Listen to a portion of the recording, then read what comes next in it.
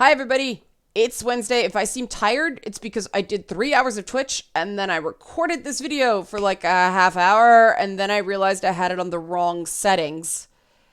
And so I have to do it all over again. But I did get another Patreon jingle suggested by a patron, and people really seem to like these. I think it's to the tune of Fiddler on the Roof's If I Were a Rich Man. It's from Eileen Redfield, who's a patron. I think it's right. I'm going to try it. Here we go. If you were a patron, da-da-da-da-dee-dee-da-da-dee-dee-da-da-da-da-da, all the extra content you would enjoy if you were a Patreon. If you were a patron, da-da-da-da-dee-dee-da-da-dee-dee-da-da-da-da-da. This song kind of goes on forever now. If you were a Patreon, patreon.com/letica. I added that last part because it doesn't feel right. Think what that money could bring. I'd play everything. I'm just going. But anyway, yes, I think that was to Fiddler on the Roof. I apologize if I'm wrong. I guessed. She didn't say, but okay. Today I'm talking about game awards in general, not just the Game Awards. But this topic did come up based on what discussion we had on Twitch while I was playing Death Stranding and showing some like creepy cutscenes and levels and stuff like that. Kojima being full Kojima. And we started talking about the inclusion of Resident Evil 2 in the Game of the Year category. And I was like, I don't know how to feel about that because it's a reimagining. It's a reissue. So all that IP development was already done. It's basically a do-over. And another chatter was like, no, I love it. I'm all in for it. And it was an interesting conversation. And so it got me thinking about, because I'm sure that debate's going to happen over that game in that category. And I'm not sure that's fair to that game. Because there are other games up, not for Game of the Year, I don't think. But let's look it up. But, Link's Awakening, I know was there. And that's another one. It's a reimagining. It's a reissue. And so how do you compare a brand new IP to something that's had 1 million sequels that's something that's a total remake of the game? This is interesting. It doesn't make it easy. Anyway, I'm not going to waste your time doing that.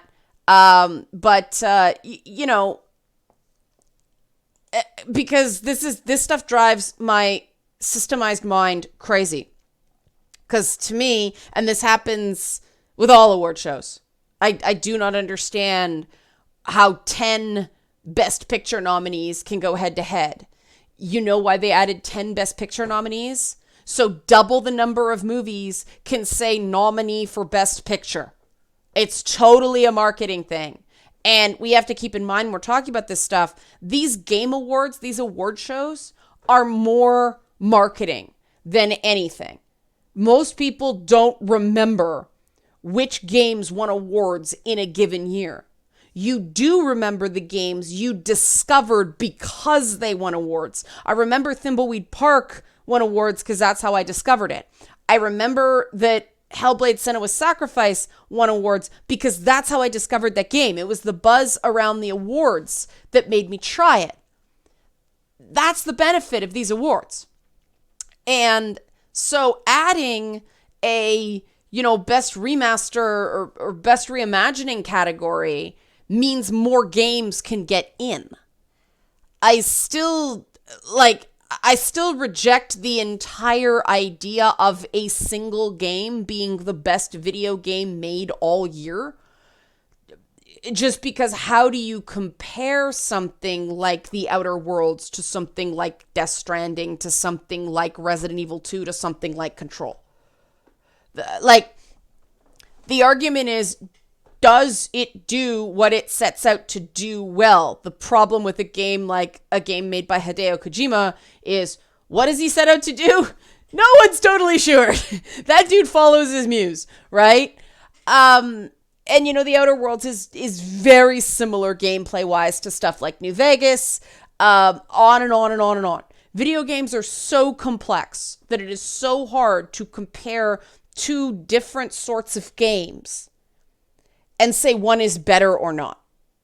Like, what makes a good Call of Duty game is not the same as what makes a really great, like, PlayStation first-party game, PlayStation exclusive game. Those games are epics because they want people to buy consoles. And people buy consoles based on the games they want to play being on that console. And so, when God of War gets mad hype and Death Stranding gets mad hype and Spider-Man gets mad hype and people are thinking about the next cycle, well, these games are on the PlayStation ecosystem, not the Xbox. And there has not been mad hype for Xbox games in any Xbox game you can play on the PC right now. I think that's a good call. But it's also an indication that Xbox first party, I played Cuphead. I played The Long Dark. That's still not finished. Recore was underfunded. Didn't get enough support. Gears. That's what I own an Xbox for. And if I take the time to put two, Xbox controllers onto my PC, I don't need an Xbox for that anymore. I can just I can buy it on the Windows Store and play it on PC. The idea of having another box in my room, in my house for that doesn't make a ton of sense. So, and I think that they only went PC because now there's more PC gamers than Xbox One players, and we don't know because they don't release their sales figures anymore, but that's a solid bet. PlayStation still has reasons to sell consoles. A lot of people do not want to do the required maintenance, I'll say, that PC gaming requires. They just want to put something in, let it do its patches, let it do its downloads, and play it. They don't want to muck around with settings and everything like that. That's the benefit of a console. And most people like me don't have it set up so they can play PC games on a comfy chair or a couch, but it is doable. So, how do you compare something like Call of Duty that's meant to be played on everything and something like the Spider-Man game that's a PlayStation exclusive? It could play on anything, but it's a totally different thing, right? Like, the sales requirements alone on PlayStation first party are a lot lower because it's console exclusive. So how do you compare? I have no idea. Maybe somebody out there has some ideas, but I really think that console gaming and PC gaming should be treated like different things. Remakes and new IPs should be treated as different things. Sequels should be treated as different things. I am still tearing my hair out trying to figure out how I feel about Gears 5. Because it's not a bad game, but oh my god, it doesn't feel like a Gears game. It doesn't. Even with returning characters, it doesn't play like a Gears game. That just kind of breezy fun that existed in previous games doesn't exist anymore. There's too many bullet dump enemies and oh god, stealth. Don't understand stealth in a Gears game. It's still weird to me. It's like ketchup on Jell-O. I like ketchup, I like Jell-O, but not together, That's not the experience I buy in for. And so making sequels that are satisfying, that's a challenge, right?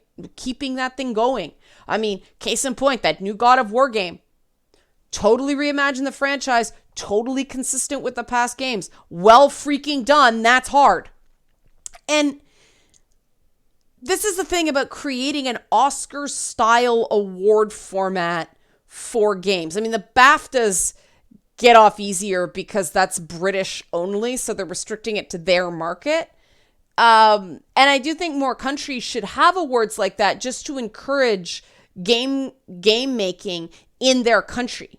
Canada should get on the freaking horse about that. Are you hearing me, Canadian government and or entrepreneurs? Getting anything done as an individual. It's funny because Jeff Keighley is Canadian, but yeah, he went stateside because trying to get anything like that to work here, forget it. There's too much infighting. nobody wants to back a horse because it's too toxic here. So he had to go and partner with American companies, and good for him, right? But this is something complicated because games are so complex, and making games, I'm sorry, is harder than making a movie. It is. It's harder. There's so many more moving parts. And that's what makes me so excited about, being able to analyze games, and that anybody gives a damn about what I think about games, because they are so complex, and I feel so fortunate to have a voice and have an opinion that matters. I never forget that is precious. And so I want to try to give creators as much respect as I can, and give players as much respect as I can, because there's something magical about a well-made game. Based on all the pressures, it shouldn't happen. Like, there's so much against it. So when something comes out that's really great, that is a massive team effort.